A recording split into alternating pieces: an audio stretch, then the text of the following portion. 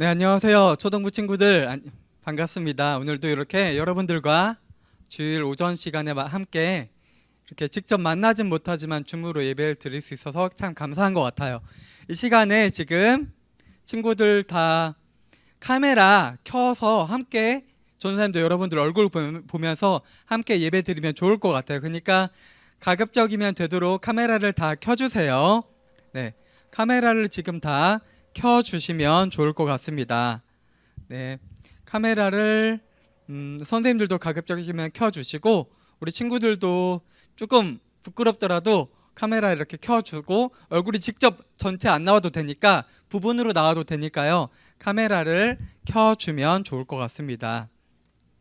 그럼 우리 이제 시간이 됐으니까 우리 사도신경을 고백함으로써 오늘 2021년 8월 셋째 주 동산교회 초등부 예배를 시작하도록 하겠습니다. 함께 사도신경 고백하겠습니다. 전능하사 천지를 만드신 하나님 아버지를 내가 믿사오며 그 외아들 우리 주 예수 그리스도를 믿사오니 이는 성령으로 잉태하사 동정저 마리아에게 나시고 본디오 빌라도에게 고난을 받으사 십자가에 못 박혀 죽으시고 장사한 지 사흘 만에 죽은 자 가운데서 다시 살아나시며 하늘에 오르사 전능하신 하나님 우편에 앉아 계시다가 저리로서 산자와 죽은 자를 심판하러 오시리라. 성령을 믿사오며 거룩한 공회와 성도가 서로 교통하는 것과 죄를 사하여 주시는 것과 몸이 다시 사는 것과 영원히 사는 것을 믿사옵나이다. 아멘. 이 시간 우리 어린이 찬송가 313장 나의 입술의 모든 말과 함께 찬양하도록 하겠습니다. 여기 화면 보면서 함께 찬양하겠습니다.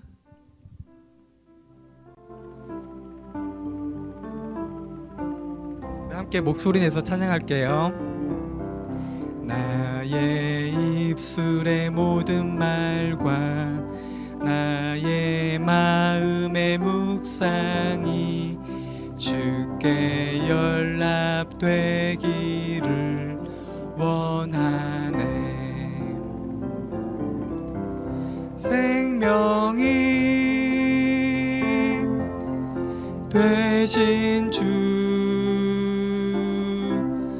반석이 되신 주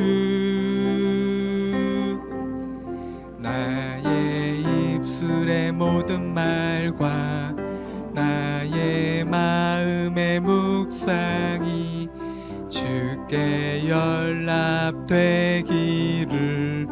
원하네. 나의 입술의 모든 말과 나의 마음의 묵상이 주께 연락되기를 원하네. 소망이 되신 주 능력이 되신 주 나의 입술의 모든 말과 나의 마음의 묵상이 주께 연락되기를 원하네. 아멘. 이제 오늘 함께 말씀 제목 보도록 하겠습니다.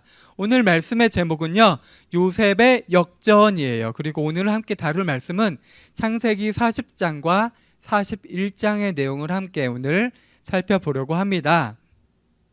오늘 함께 읽는 말씀은요, 앞에서 읽지 않고 설교 중간에 전도사님과 함께 읽도록 하겠습니다. 여러분, 오늘 제목이 요셉의 역전이죠. 이제 성경학교 내용에서 다시 이제 돌아가서 창세기의 요셉 이야기를 함께 나누려고 해요. 요셉 이야기 지금까지 나누었던 거 혹시 기억이 나나요? 전도사님이 간단하게 설명해 줄게요. 요셉은 야곱의 아들이었죠. 야곱의 11번째 아들이었는데 야곱의 아버지의 가장 큰 사랑을 받던 아들이었어요. 그런데 그 야곱이 요셉을 너무 편애한 나머지 형들의 미움을 사서 이집트의 노예로 팔려가게 되죠. 거기서 열심히 일하고 성실하게 하나님과 함께 하심으로 이래서 그 자식의 주인 보디발의 인정을 받아서 그 모든 집안을 다스리는 보디발 외에 가장 높은 집에서 가장 높은 자리에 오르게 돼요. 하지만 그 보디발의 아내의 욕을 받아서 그 욕을 뿌리쳤지만 물리쳤지만 모함을 받아서 감옥에 들어가게 되죠. 하지만 감옥에서도 억울한 누명을 쓰고 비록 감옥에 가게 되었지만 그 감옥에서도 간수장의 인정을 받아서 간수장이 자신의 할 모든 일을 요셉에게 맡겼다고 했어요. 오늘은 지금까지 전사님이 짧게 이렇게 설명한 내용이 39장까지의 내용이었고요. 오늘은 그 이어지는 창세기 40장부터의 내용을 함께 이야기해 보려고 합니다. 오늘 일단 말씀의 제목이 요셉의 역전이죠. 역전하면 혹시 어떤 게 떠오르나요? 역전하면 아무래도 이게 전우사님에게는 역전하면은 이 이미지가 제일 먼저 떠오르는 것 같아요. 클릭 한 번만 부탁드립니다. 네, 달리기 할 때 지고 있다가 더 열심히 달려서 다른 사람들을 추월해서 더 앞에 서게 됐을 때 우리가 그걸 역전이라고 해요.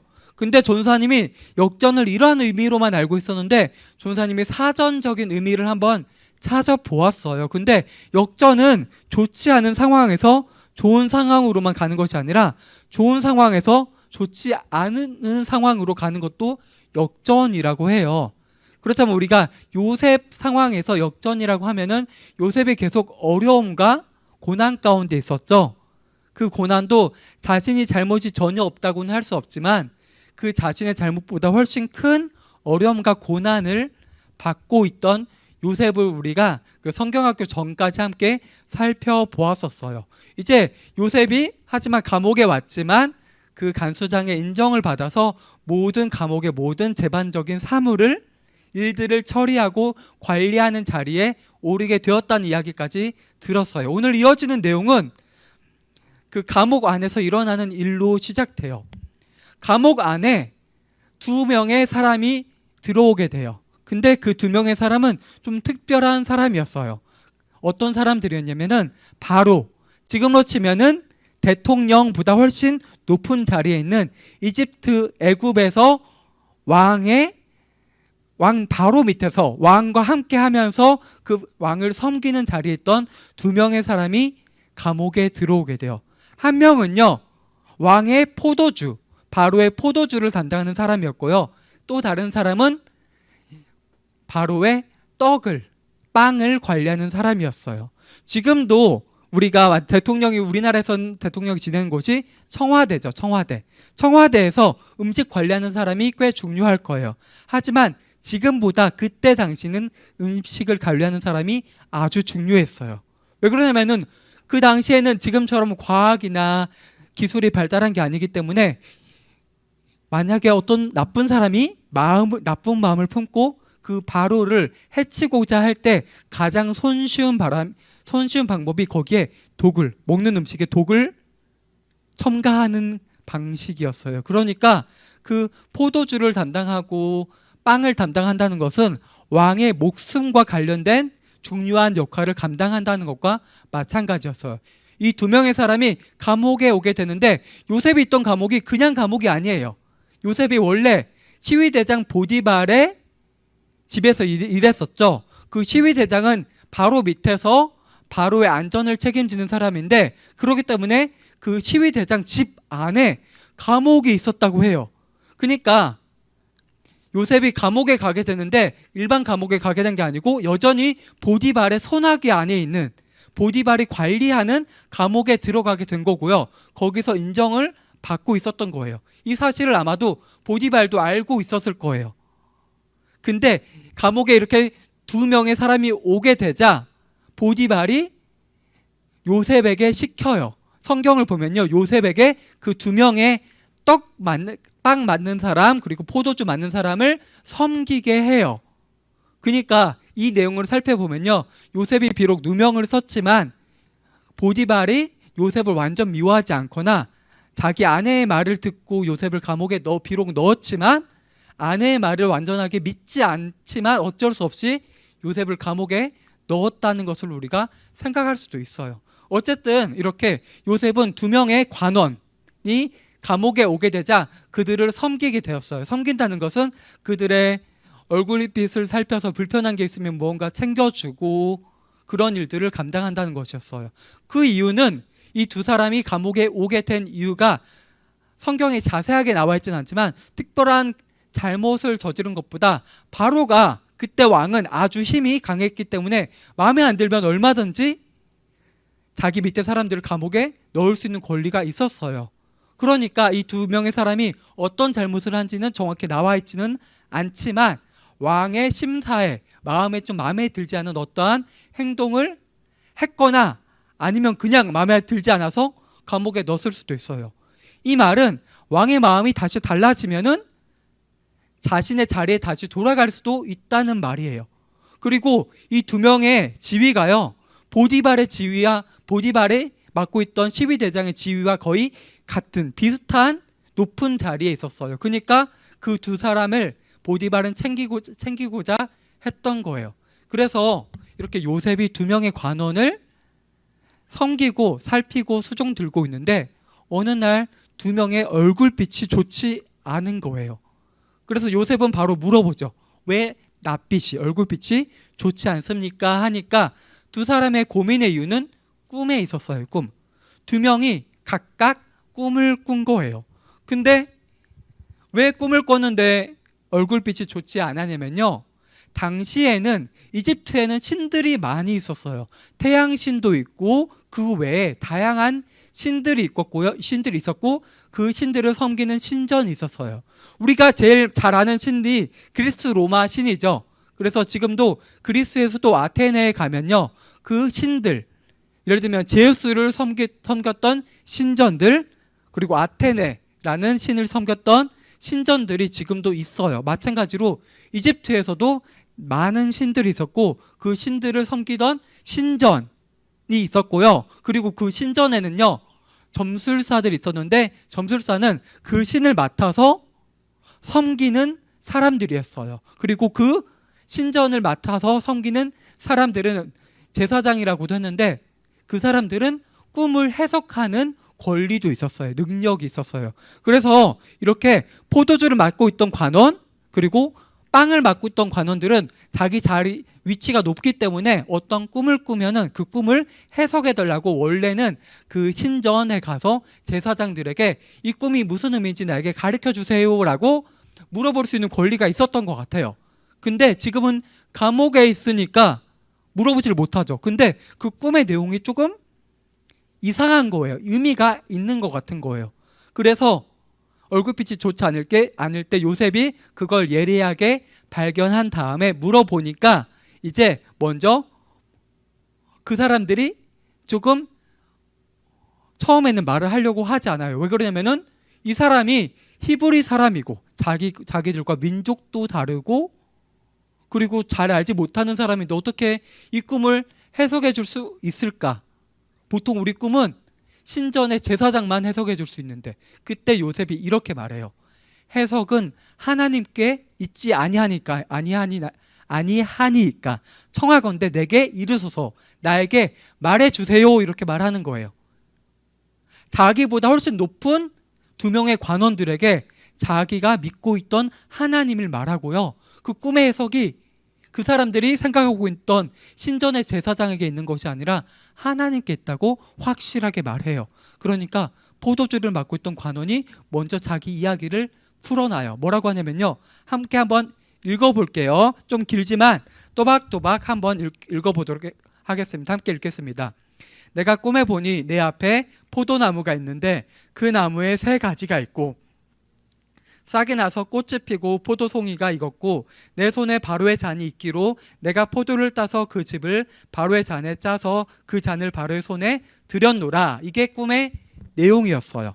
정리하면 꿈을 꿨는데 그 앞에 포도나무가 있는데 그게 나무가 자라고 열매를 맺어서 포도가 있으니까 그 포도주를 맡고 있던 관원은 당연하게 포도의 전문가니까 그걸 즙을 짜서 포도주를 만들어서 바로 자기가 섬기고 있던 왕인 바로에게 드렸다는 내용이에요.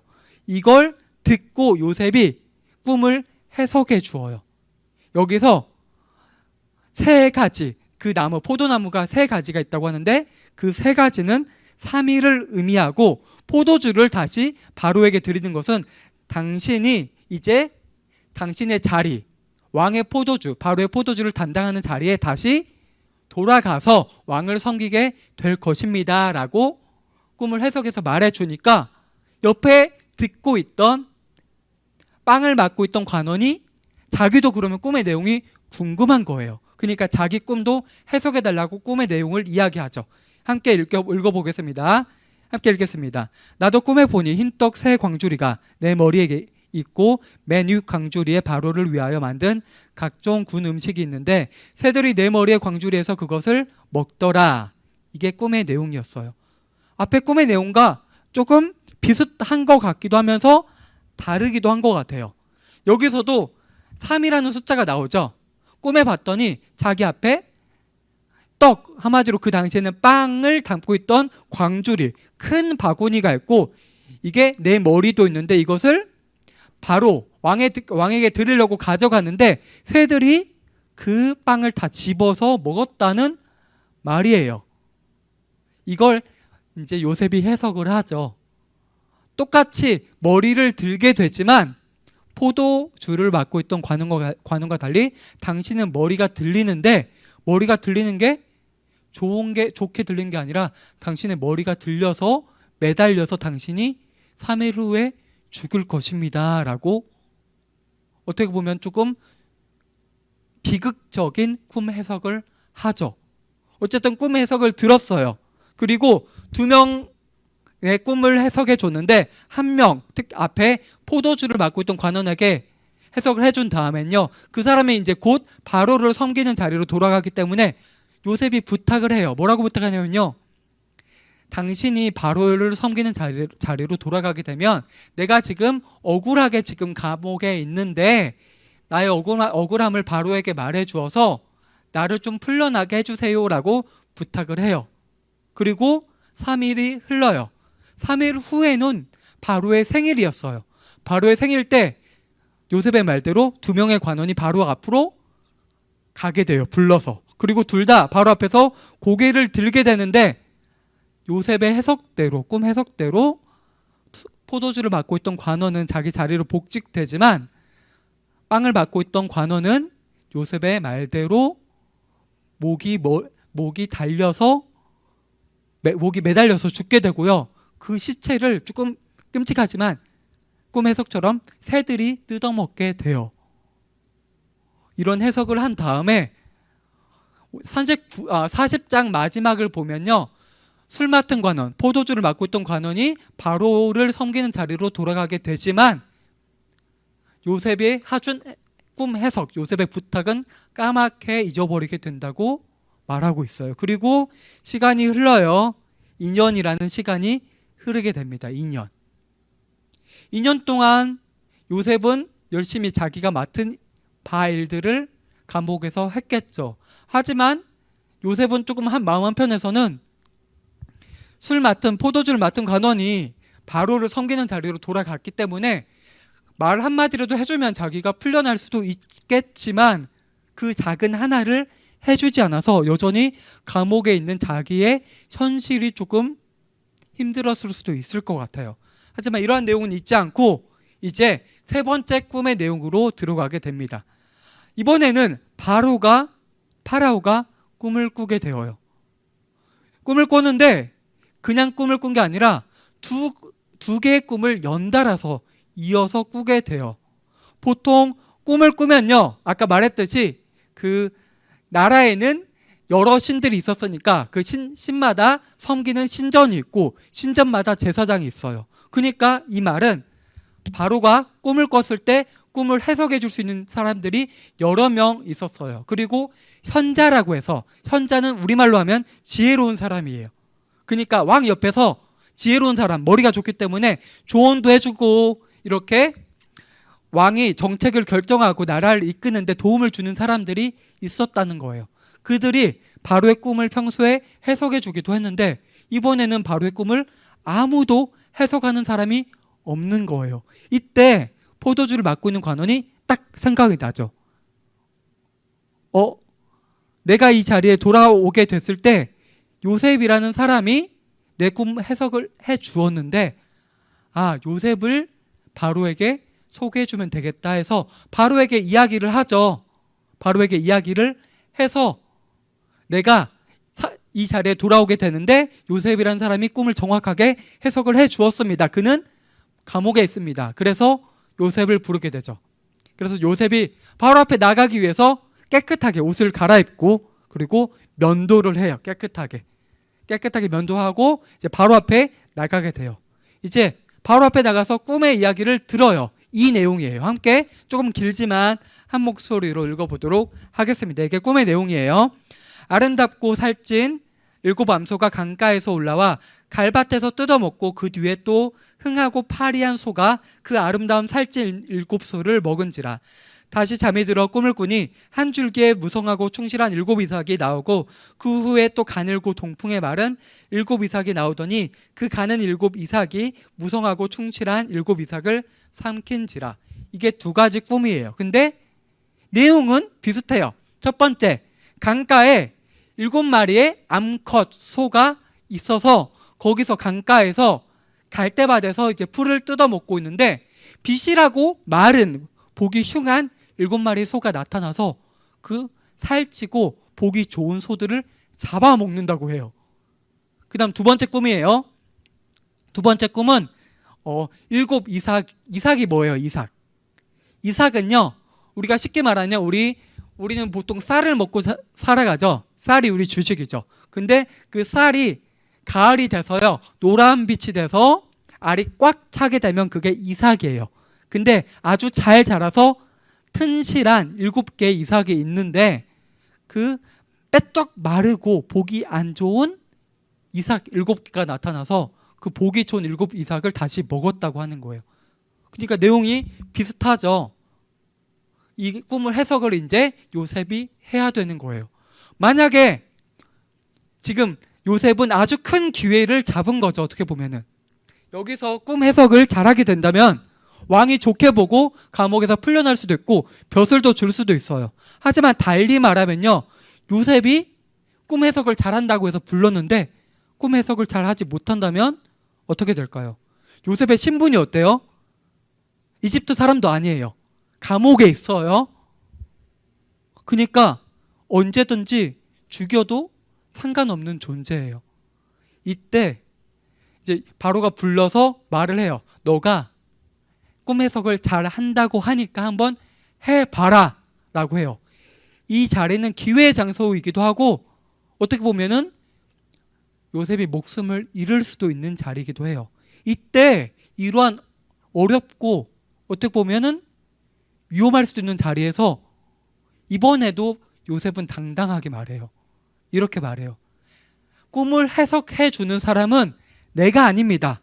바로 하나님께서 꿈 해석을 해주실 거고요. 그리고 바로에게 편안한 대답을 하실 것입니다 라고 말해요. 그러니까 요셉은요, 감옥 안에서도 당당하게 자신이 믿고 있는 하나님에 대해서 말했고요. 바로 그 당시에 이집트는 전 세계에서 압도적으로 가장 강한 나라예요. 그리고 그 당시에 이집트의 왕인 바로는요, 그 왕조 중에서 힘이 아주 강력했던 왕 중에 한 명이에요. 그 사람 앞에 당당하게 말을 하는 거예요. 이렇게 말했어요. 그리고 꿈 해석을 이어서 그대로 하죠. 꿈 해석을 하는데요. 이 내용은 간단하게 한번 영상을 잠깐 보면서 함께 나누도록 하겠습니다. 짧게 영상 한번 시청하겠습니다. 오늘 전사님이 전달한 내용을 간단하게 정리한 영상이었어요. 이렇게 요셉은 바로의 꿈을 해석해 주었어요. 그 의미는 이제 7이라는 숫자가 반복돼서 나오죠. 7마리의 소와 7개의 이삭들. 그렇기 때문에 그 7이라는 숫자가 중요해 보이는데 그게 7년이라는 의미이고, 또 반복되는 게 살찐 소와 마른 소, 그리고 보기 좋은 잘 자란 7개 이삭과 그렇지 않은 7개 이삭이었어요. 이건 7년의 풍년과 흉년을 의미해서 7년 동안 아주 큰 풍년이 오고 7년 동안 아주 큰 흉년이 오기 때문에 준비를 해야 된다고 하는 말이었어요. 풍년과 흉년 다 알고 있죠? 그 당시에 다 농사를 짓는 농업 국가였기 때문에 곡식이 잘 자라고 그렇지 않은 건 너무 중요했어요. 근데 그 7년 동안 큰 풍년이 왔을 때 요셉은 이렇게 하라고 말하고 있죠. 꿈 해석뿐만 아니라 어떻게 대비해야 된다까지 그 대처 방법까지 말하고 있는 거예요. 여기 보면요, 7년에 큰 풍년이 들었을 때 곡식의 5분의 1을 세금으로써 거두어 드리라고 해요. 5분의 1이면 20%죠. 꽤 많은 양이지만 풍년, 아주 농사가 잘 되었기 때문에 그 5분의 1을 세금으로 거둬 들여서 각 지방마다 창고에 그것들을 잘 보관해 놓으라고 해요. 왜 보관해요? 이것들이 그 이어서 7년의 흉년이 왔을 때 그 풍년 때 쌓아둔 곡식으로 버티기 위해서 잘 쌓아두라고 해요. 여기 이 말을 요셉은 말하면서요, 지혜 있는 사람을 꼭 그 자리에 세워야 된다고 말해요. 지혜 있는 사람을 두고 5분의 1을 세금으로 잘 거둬들일 수 있도록 관리를 하고 그 7년 동안 잘 그것들을 보관해서 흉년이 왔을 때 그것들을 잘 나눌 수 있도록 그 맡은 일을 감당할 수 있는 지혜 있는 사람을 세우기를 권하죠. 어떻게 보면 이런 제안은 조금 선을 넘는, 조금 어떻게 보면은 조금 바로의 마음에 들지 않는 말일 수도 있어요. 이제 처음 본 사람, 감옥에 있던 사람, 신분도 낮은 사람이 꿈 해석만 해달라고 하는데 대처 방안까지 말하는 거예요. 그 나라 안에 지혜 있는 사람이 바로도 지혜로웠을 테고 그 주변에 많았을 텐데, 근데 이 요셉의 제안을 바로뿐만 아니라 바로를 따르던 높은 자리에 있는 사람까지 좋게 여겨요. 여기서 더 나아가서 바로는 그렇다면 너가 이렇게 꿈 해석뿐만 아니라 대처 방안까지 확실하게 정확하게 잘 이야기해 주는데 너가 그 자리에 적임자다라고 말해서 바로 요셉을 그 자리에서 총무로 임명을 하죠. 그래서 요셉은 한순간에 자신의 신분이 변화하게 돼요. 요셉의 일대기를 한번 살펴보면 여기 그림에 나와 있는데 이집트의 노예로 끌려오죠. 하지만 인정받아서 비록 노예이지만 그 집안의 모든 것들을 관리하는 자리에 이르지만 더 밑으로 떨어져서 감옥의 죄수의 신분에 처하게 돼요. 하지만 다시 한번 그 감옥에서 모든 일들을 관리하는 자리에 이르게 되고 또 꿈 해석을 해주죠. 자신의 일을 열심히 하는 도중에 낯빛을 살펴서 먼저 물어본 것도 아니고 혹시 어떤 걱정, 근심거리가 있습니까? 물어보고 그 대답을 들어서 꿈 해석을 해줘서 이제 다시 한번 풀려날 수 있는 기회가 생겼는데 2년이라는 시간이 다시 흘러요. 하지만 그 시간이 흐른 다음에 바로 앞에 나아가게 되고 어떻게 보면은 위기의 순간일 수도 있는데 그 자리에서 꿈 해석뿐만 아니라 어떻게 대처해야 되는지까지 잘 설명함으로써 인정을 받아서 2인자가 돼요. 2인자. 이 말은 바로 그 다음 사람이라는 말은요, 이 전 세계에서 두 번째로 높은 사람이라는 것도 의미해요. 그렇게 높은 자리에 이르게 돼요. 이 내용들을 보면요, 오늘 전도사님이 말한 설교의 내용과 설교의 제목과 좀 같다고 볼 수 있어요. 요셉이 정말 어려운 상황에 연속해서 처해 있었는데 모든 상황이 역전되어서 이제 2인자, 전 세계에서 두 번째로 높은 사람이 이제 된 거예요. 인생 역전을 한 거라고 할 수 있죠.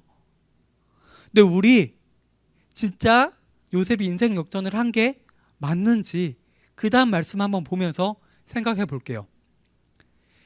이건 그 전에 요셉이 어려움을 겪는 과정 중에서 성경 말씀 가운데서 하나님이 요셉을 어떻게 대하시고 요셉이 어떠했는지를 다루고 있는 말씀만 전도사님이 모아서 정리한 내용이에요. 한번 이거 3개 말씀인데 하나씩 또박또박 읽어보도록 하겠습니다. 첫 번째 말씀 읽겠습니다. 여호와께서 요셉과 함께 계심으로 그가 형통한 자가 되어 그의 주인 애굽 사람의 집에 있으니. 이건 처음에 요셉이 노예로서 보디발의 집에 팔려갔을 때죠. 두 번째 말씀 읽겠습니다. 여호와께서 요셉과 함께 하시고 그에게 인재를 더하사 간수장에게 은혜를 받게 하심에. 그 다음 말씀 읽겠습니다. 여호와께서 요셉과 함께 하심이라. 여호와께서 그를 범사에 형통하게 하셨더라. 하나님께서 함께 하신다는 건 우리가 의미를 바로 알 수 있죠.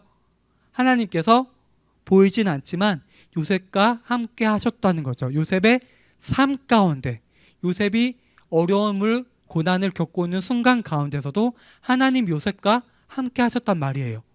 그리고 형통이 무슨 의미라고 했었죠?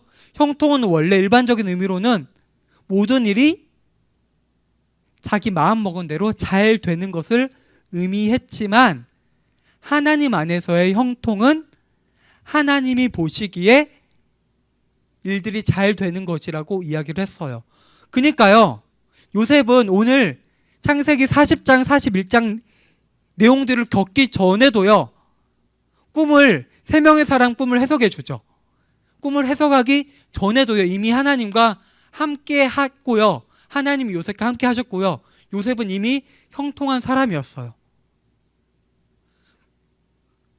비록 오늘 말씀 가운데서 우리가 봤을 때 요셉은 인생이 역전되고 높은 자리에 올랐어요. 여전히 하나님이 요셉과 함께하고 계셨죠. 그렇기 때문에 요셉은 형통한 사람이었어요.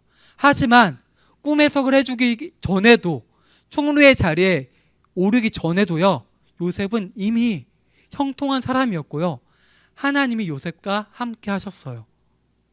그러니까 요셉은 인생 역전이 아니에요. 우리가 볼 때는 인생 역전이지만 하나님이 보실 때는요, 하나님의 뜻대로, 하나님이 정하신 대로 요셉은 그 길을 걸어가게 된 거예요. 마찬가지로요, 우리가 살아가는 데 있어서요, 사실 우리는 태어날 때부터 우리 세상적인 눈으로 볼 때는요, 불공평하게 태어나요. 전도사님이 어렸을 때는요, 전도사님이 바라보는 세상은요, 공평하고 좀 어떻게 보면은 좀 더 아름다운 세상이었던 것 같아요. 하지만 전도사님이 1살, 2살 먹어가면서 깨닫게 된 건, 세상은 생각보다 공평하지 않구나. 태어나서부터 다른 것들이 차별이, 차이가 있을 수밖에 없구나라는 사실을 하나씩 발견하게 되었던 것 같아요. 마찬가지로요, 우리 친구들은 지금 동산교회 초등부라는 이름으로 모여서 함께 예배를 드리지만 우리가 처한 상황과 환경과 모든 것들은 조금씩 다 달라요.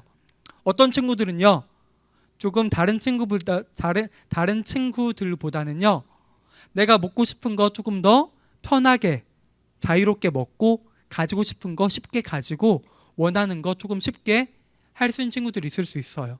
어떤 친구들은 다른 친구에 비해서 내가 원하는 것들 좀 더 못하고 불편함들이 있고, 아니면 이런 건 경제적인 면에서 그러고 성격적인 면에서도 어떤 친구들은 좀 더 인기가 있고 좀 더 잘난 친구들이 있는 반면에 어떤 친구들은 그렇지 못한 친구들도 있어요. 우리가 이런 것들을 보면은 내 상황과 환경이 좀 불공평하지 않나?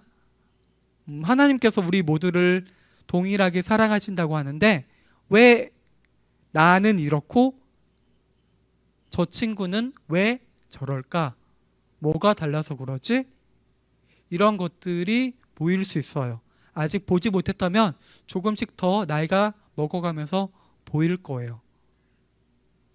하지만 우리가 처한 상황과 환경보다는요, 하나님을 바라보아야 해요.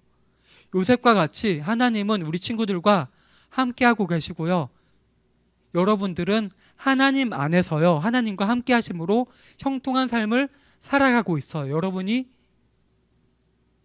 하나님께서 여러분들을 선택하셨고 하나님 여러분과 함께 하시기 때문이에요. 이 세상의 불공평과 조금 불만족은요, 영원하지 않아요. 끝나요. 한계가 있어요. 길어야 몇십 년, 몇 백년 시간이 지나면 다 없어지는 것들이에요. 하지만 영원한 것은요, 우리가 하나님과 함께 할 때요, 우리 이 땅에서 넘어서 천국에서 하나님과 함께 할 때, 그때는 불공평이 없어요. 하나님과 언제나 함께하고 기쁨과 평안과 즐거움이 넘쳐날 거예요. 우리는요, 이 땅 가운데 살아가지만 우리는 이 세상 너머에 하나님과 함께하는 순간을 바라보아야 할 필요가 있어요. 또한 오늘 한 가지 말하고 싶은 건요, 여기 보면 세계 지도가 보이죠. 이 세계 지도를 보면요, 전도사님은 여러 가지 생각이 드는 것 같아요. 전도사님은 세계 역사를 되게 좋아하는 편이었어요. 어렸을 때부터. 그래서 세계 역사로 된 만화도 되게 많이 읽고 책도 되게 많이 읽었어요. 그래서 세계별로, 시대별로 어느 나라가 가장 강했고 힘이 강했고 어떤 역사들이 있었고 그런 내용들을 좀 잘 알고 있는 편인 것 같아요. 이집트, 요셉 당시에는 이집트가 가장 강했고 조금 지나면 로마가 강했고 페르시아라는 나라가 강했을 때도 있고, 세계에서 가장 강했던 나라들은 계속해서 바뀌어요. 바뀌고 어떨 때는 유럽이 강했고 어떨 때는 아시아가 강했고, 지금으로 치면은 미국이 제일 강하죠. 전 세계에서. 이렇게 가장 강한 나라과 가장 강하지 않은 나라들은 계속해서 바뀌어요.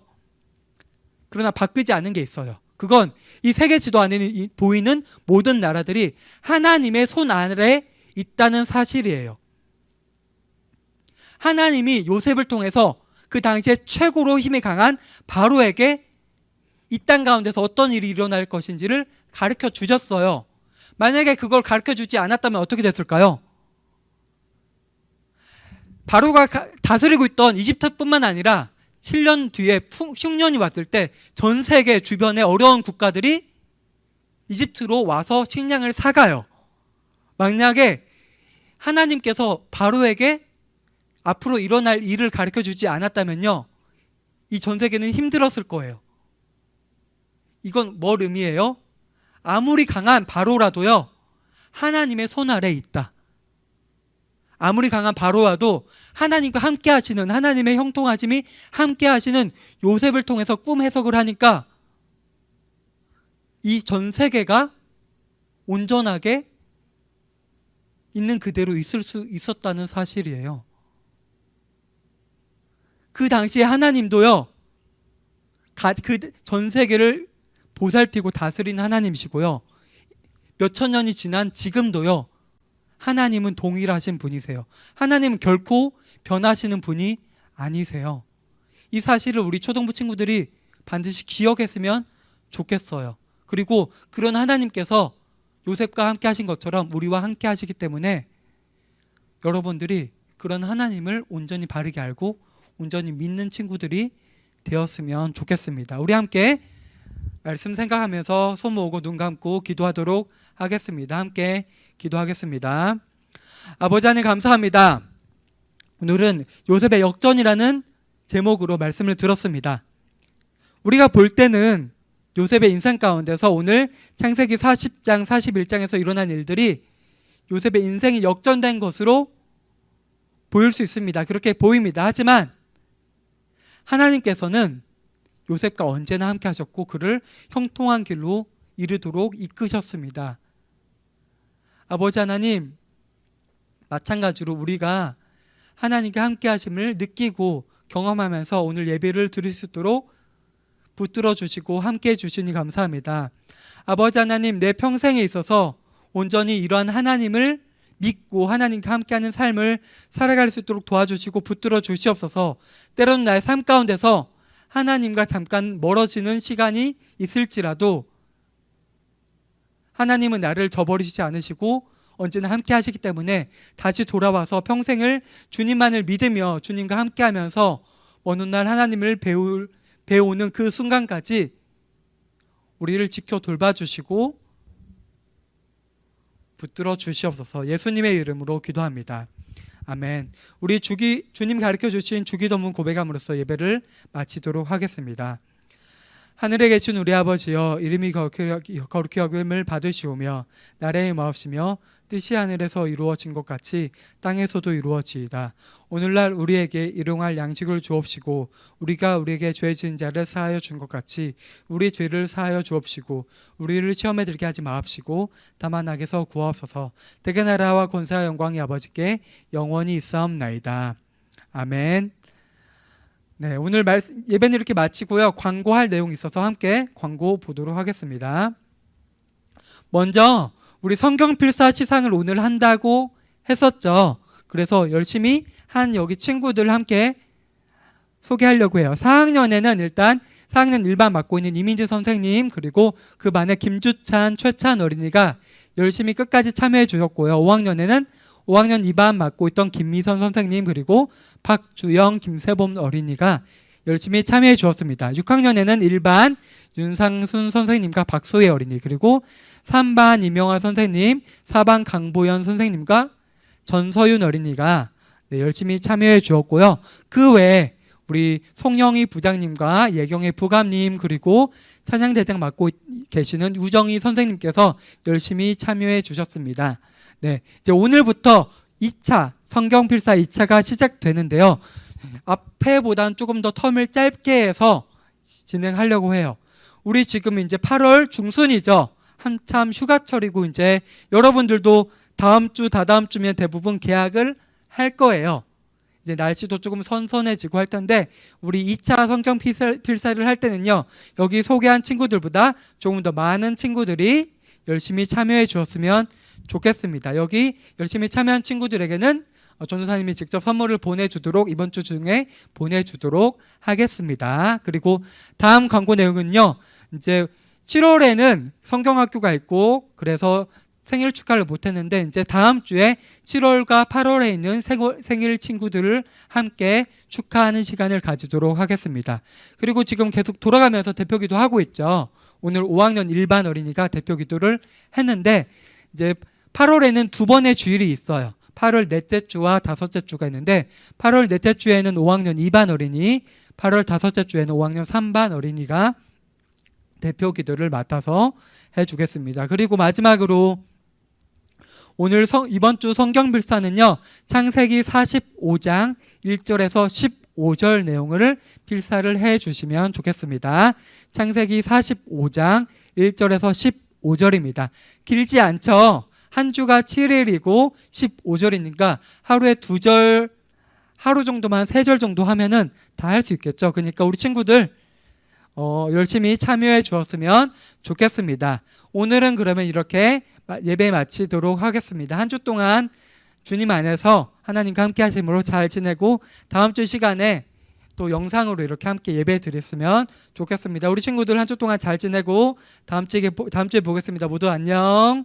다음 주에 볼게요.